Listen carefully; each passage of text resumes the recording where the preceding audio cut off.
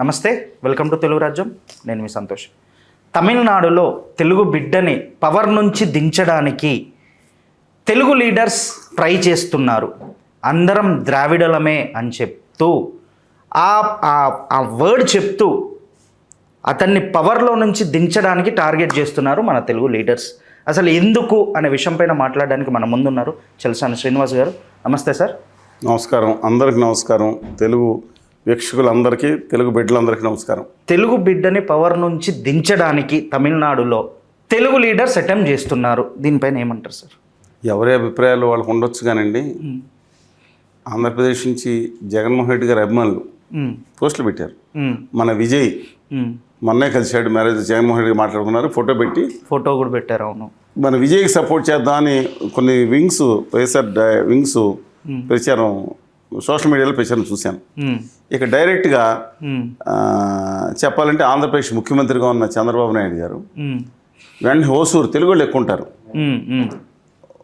అలాగే అటు కోయంబత్తూర్ దిగింది మొత్తం మా చెన్నై తిరిగి పీయూష్ గోయల్ గారు కూడా చెప్పారు కదా, బీభత్సంగా ప్రచారం చేశారు. ఆంధ్రప్రదేశ్ అభివృద్ధి అని చెప్పుకుని అంతవరకు దాటిపోయి ఒక మంచి మాట కూడా చెప్పారు. అందరూ ద్రవిడీలు అన్నారు, తెలుగు తమిళ మంచి, అంతవరకు ఐఎమ్ యాక్సెప్టింగ్. ఇక్కడతో ఆ ఆదాని ఉత్తర భారతీయ జనతా పార్టీ, ఆదాని అంటే అడ్డంగా దాష్టీకం చేసే వాళ్ళని బ్యాచ్ అనమాట. అడ్డంగా దాష్టీకాన్ని చేసే గుమా వ్యాపారం అంటే గుజరాతీ మారవాడి అని మీరు అనుకుంటారు, గుట్టుగా మాయ చేసే వ్యాపారులు అంటారు. వీళ్ళ మాయాజాలం ఎక్కడ ఇన్స్ట్రక్షన్ వచ్చింది కానీ బయలుదేరిపోయి ఆ ఎట్టి పరిస్థితి. అసలు ఆ తమిళనాడు యొక్క అభివృద్ధిని చదువుకోకుండా, లెక్కలు తెలియకుండా మాట్లాడుతూ ఉంటాడు ఆయన. నేను అడుగుతున్నాను, తమిళనాడు ఈ దేశ చరిత్రలో ఇవాళ దేశం లెక్క చూసుకుంటే టాప్ ఇండస్ట్రియల్ స్టేట్లో ఉంది తమిళనాడు. పర్ క్యాపిటల్ ఇండస్ట్రీస్ చూస్తే, అవును, హ్యూమన్ డెవలప్మెంట్ అంటే మీకు జిఎస్డిపిలో టాప్ మహారాష్ట్ర వస్తుంది, నెక్స్ట్ తమిళ. కానీ తర్వాత పర్ క్యాపిటల్ ఇక్కడ ఎక్కువ ఉంటుంది. అలాగే హెచ్డి అంటే మన జీవన ప్రమాణాలు, హ్యూమన్ డెవలప్మెంట్ ఇండెక్స్ అంటారు. జీవన ప్రమాణాలు అత్యధిక ఉన్న కేరళ అయితే నెక్స్ట్ అత్యధిక ఉన్న దేశంలోనే తమిళనాడు. అదెక్కడ విఫలమైన స్టేట్ అండి. మీరు అంటకాగే ఆ ఆదాని గుమా వ్యాపారుల యొక్క కేంద్ర ప్రభుత్వం నరక యాతన పెడుతుంది దశాబ్దాలుగా. వాళ్ళు అటు ఇటుకుతున్న తమిళనాడుకి ఆ ఏడెముకలో ఆడిచ్చి దొంగనాటకం ఆడిచ్చిన వాళ్ళ దగ్గర కూడా నిధులు ఇవ్వలేదు, వీళ్ళు కూడా నిధులేదు. కానీ కసితో నిలబడింది తమిళనాడు, దమ్ముని నిలబడింది తమిళనాడు ఈ దేశ చరిత్రలో. ఆ జయలలిత గారిని చంపారో మనం కామెంట్ చేయకూడదు, తెలియదు మనకి. అవును, కానీ శశికళ గారికి ముఖ్యమంత్రి పదవి ఇస్తానంది ఎవరో, నీ పార్టీని నా పార్టీలో నిమజ్జనం చేయాలని చెప్పింది ఎవరో. శశికళ గారి దగ్గర అందరూ పొరలాడితే అందరూ ఎమ్మెల్యేలు వచ్చేటప్పటికి ఆవిడ అహంకారం పెరిగిపోయి అందని నిజమా కాదా? వెంటనే ఎప్పుడో రావాల్సిన కేసులు ముందు వచ్చి ఆవిడ జైల్లోకి వెళ్ళిపోవడం నిజమా కాదా? నువ్వు వెళ్ళిపో, పోలీసులు ఎన్కౌంటర్ చేయడానికి వదిలేస్తారు కదా అని అగ్రహారం జైల్లో బెంగళూరులో ఆవిడ వదిలిపెట్టి మళ్ళీ బయటికి రాకుండా లోపల చేయటం నిజమా కాదా? ఇద్దరిని రెండు చేతుల్లో పెట్టుకుని ఆడించుకుంటా ఏది తోలు బొమ్మల్లో ఆడించిన మాట నిజమో కాదో నాకు తెలియదు, మీరు అడగండి తమిళనాడు ప్రజల్ని.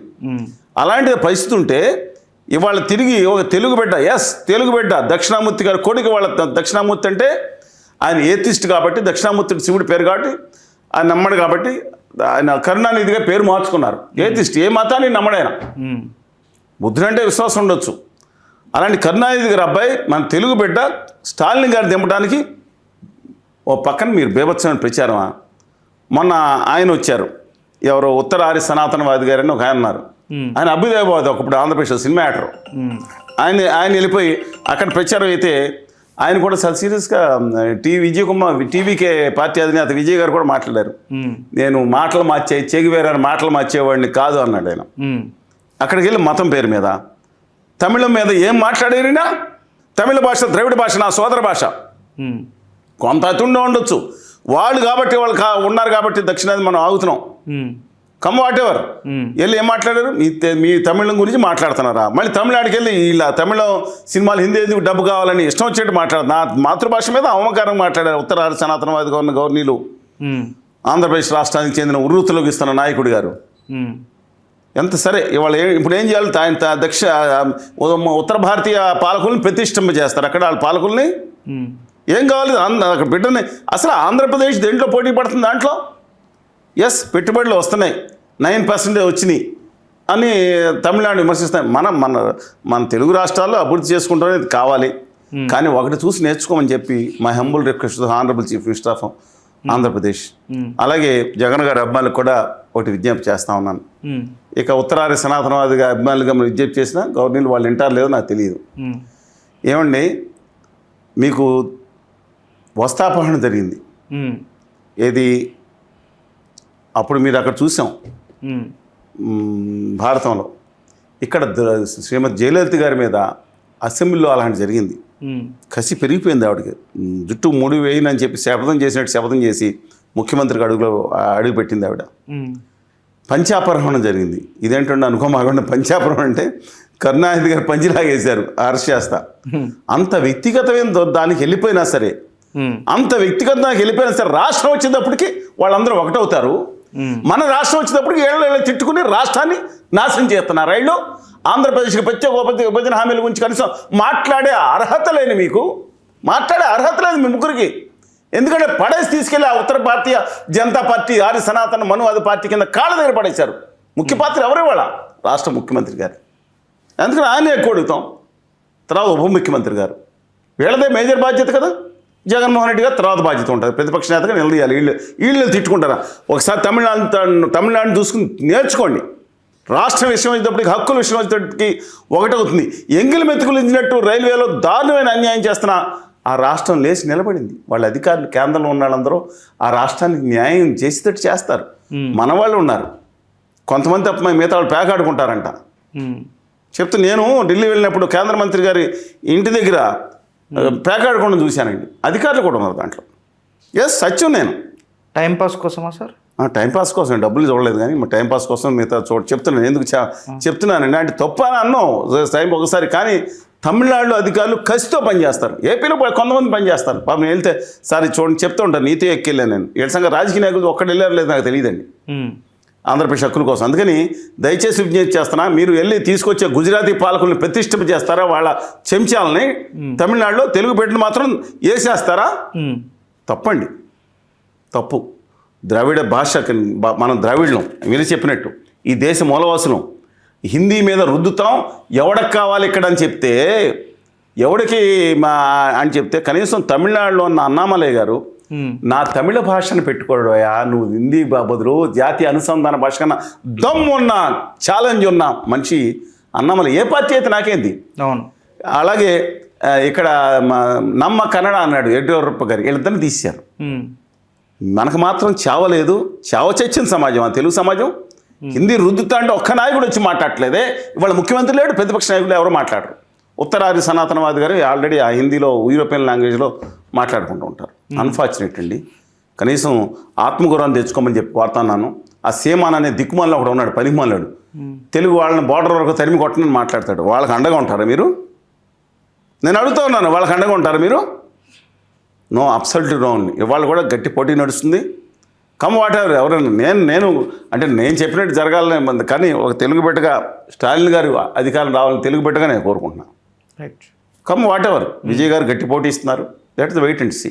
కానీ తెలుగు వాడిని దెబ్బ కొట్టడానికి మీరు ఒక పార్టీకి, ఆయన డైరెక్ట్గా పిలిపోలేదు ఎప్పుడు.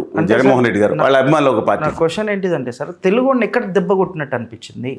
అక్కడ తమిళనాడులో తెలుగు పెట్టిన మా పక్కన ఎవడి దింపేంట్రా, ఎవడి తెలుగు పెట్టని వాళ్ళందరూ గొడవ చేస్తుంటే నువ్వు వెళ్ళి తెలుగు వాడిని మా స్టాలిన్ గారిని వాడగొట్టని పిలిపిస్తారు వీళ్ళిద్దరూ.